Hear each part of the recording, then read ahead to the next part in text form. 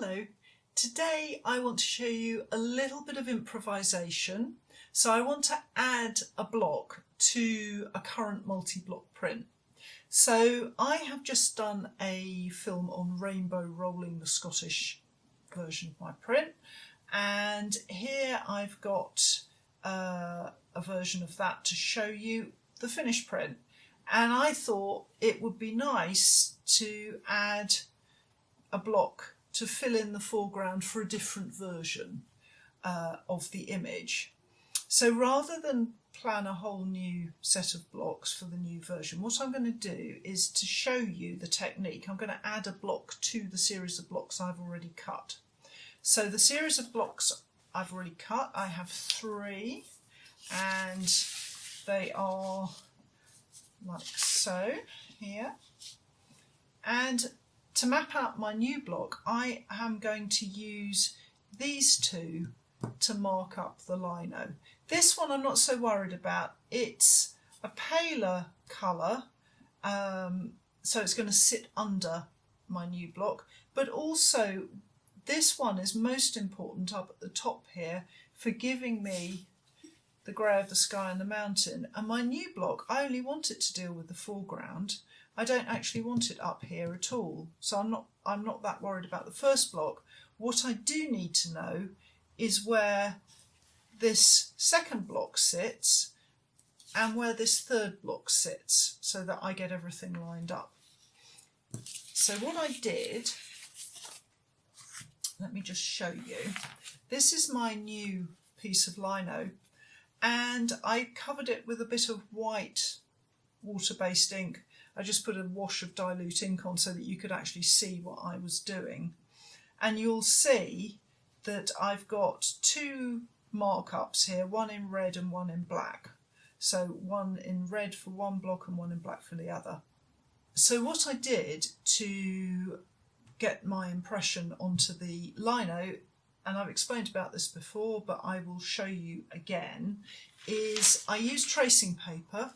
And I use tracing paper because it's not very absorbent, because I want the ink to stay wet.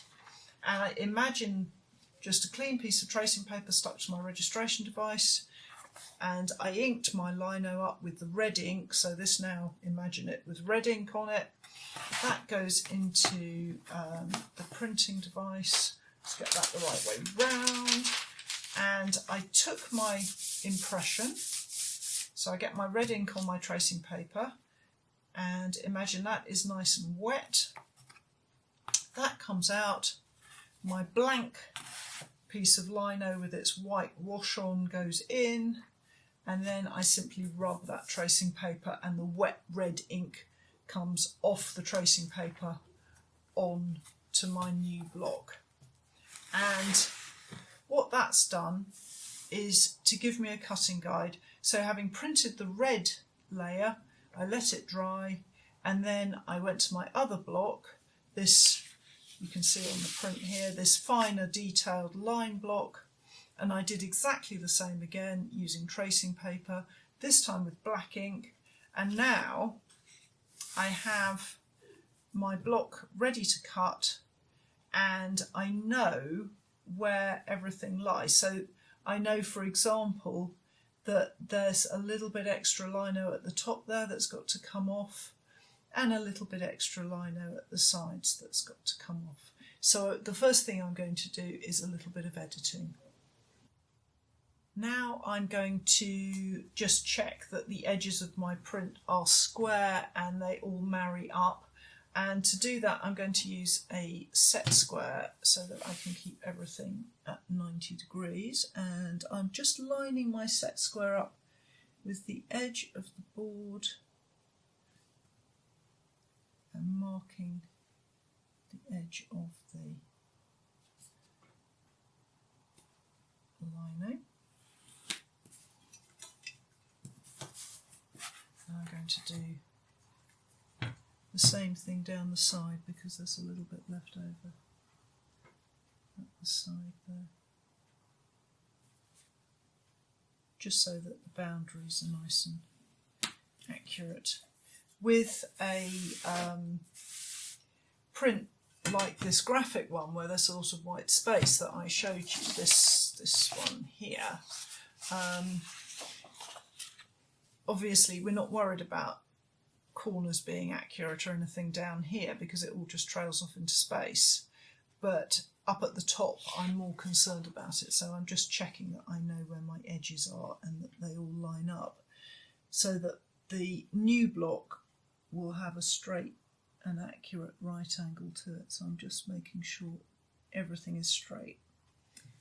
And the final thing that I'm going to do before I start cutting is just to mark up the bits that are coming straight out so that I've got my head round where I'm cutting. And I have decided that the only area where I want a new block is in this foreground area here.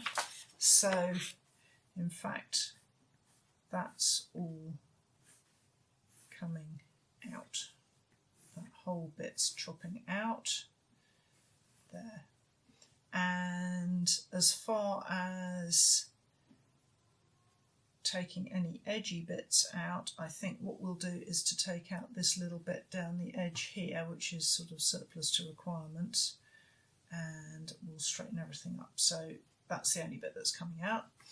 And then when it comes to the actual print, the underblock here, this pale one here, is filling in all the gaps, so I can be quite loose about what I take out. But I think to begin with, all I'm going to do is I'm going to take out the stones in the centre, and I'm going to leave the rest of it as a solid block, because what I might do is to clean areas away with wiping, because I quite like to show you that as a technique. So for now, I'm just going to take this top bit out, and I'm going to pop out these little stones as I go. So I'm going to do a bit of cutting now. So non-slip mat, and I'm sure you remember, but this is just rug underlay for stopping rugs slipping on floors, and I use that rather than a bench hook because I find it just easier. I can move the lino around a lot more.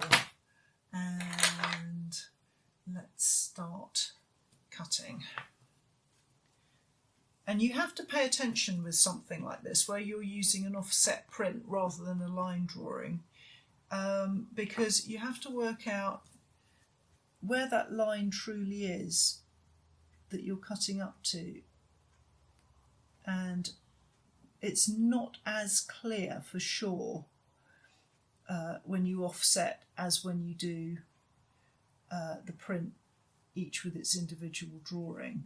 So just take your time, and you may have to go back and edit, but better to be cautious and not cut the wrong bit out and to have to go back and take more out. So I think I've got my line now, and I'm just going to start cutting. Now the temptation here is to go around these stones at the edge of the gully, because that makes the most visual sense. But actually, if you remember, I said I was going to pop out all these little stones here for this new block. So these have got to come out as well. So rather than cutting round them, I'm actually going to take them off. So sometimes when you cut like this, it can feel really counterintuitive, the bit that you're cutting out. But you have to think about it in relationship to the block you're creating and that block's function, rather than how the image works as a whole printed on the block. So again, up here, I'm going to go away through the stones rather than around them, because those stones are coming out because they aren't part of this landscape block.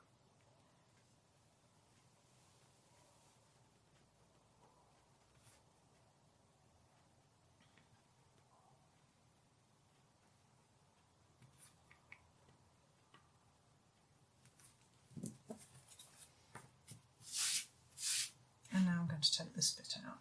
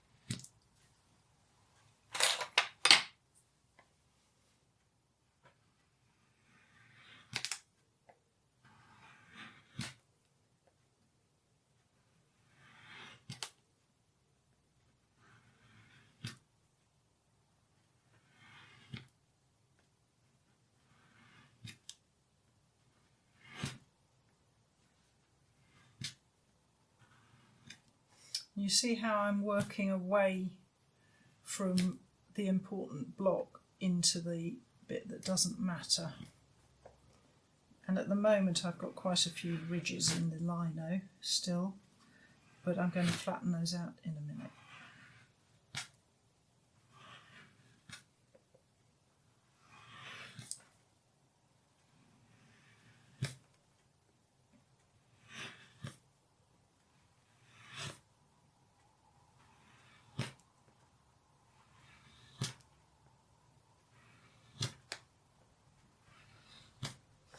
And I don't know if I mentioned, but when I did this transfer, I did it with water-based ink, again because of drying times.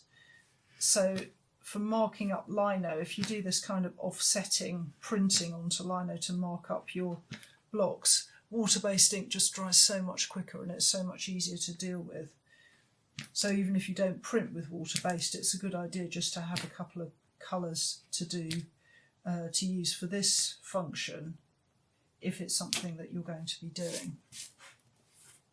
Okay, so now I'm going to that nice flat chisel that I talked about from hand printed.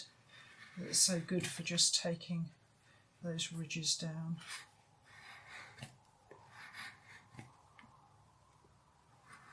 So there's barely a curve at all to this tool, so it's just taking out those ridges.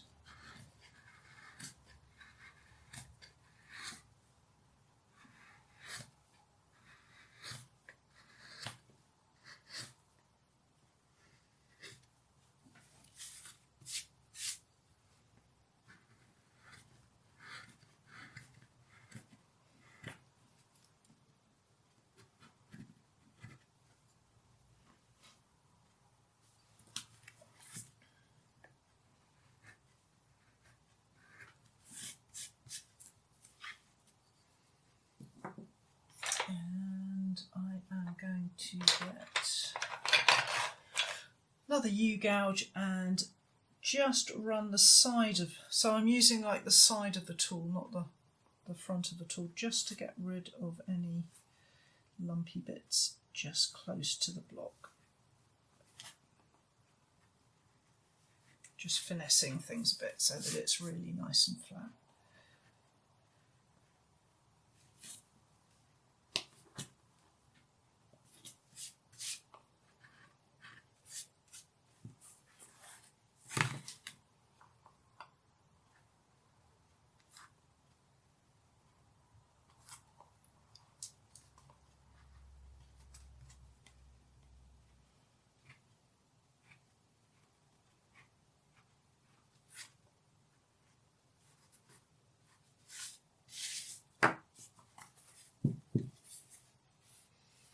And now it's just a question of going around and popping out the little stones, and for that I will probably just use a trusty U-gouge or various sizes of U-gouges. So I'm just going to pop those out. And what I might do is use a V as well. And I might just take out some of the little bits and pieces in the middle here so that the layers are a bit more defined.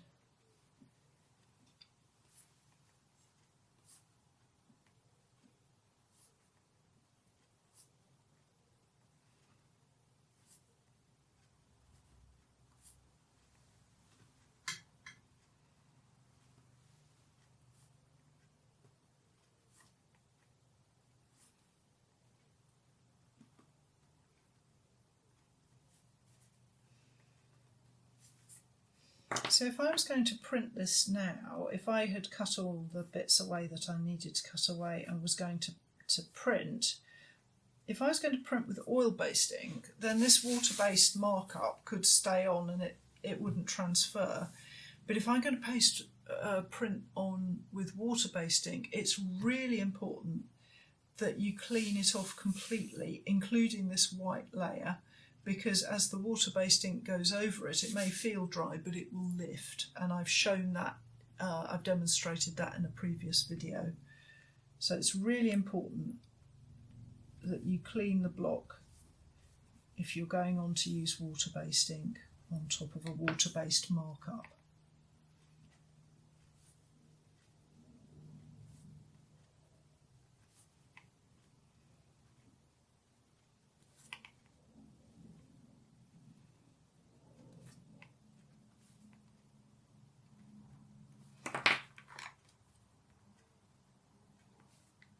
I'm being quite neat here, but it's not exacting because I know that I already have blocks that will print in this area, so there won't be any white paper showing through here, so I can afford to be a little bit more relaxed about what I take out and a little bit more generous with my cutting and not worry too much.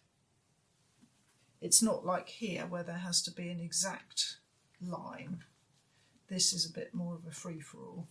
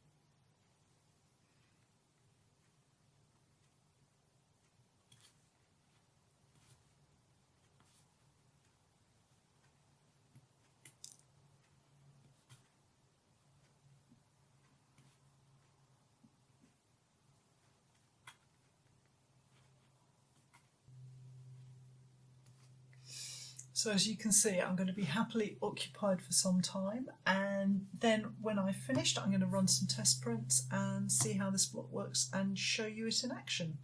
I hope you found that interesting and that you'll join me again.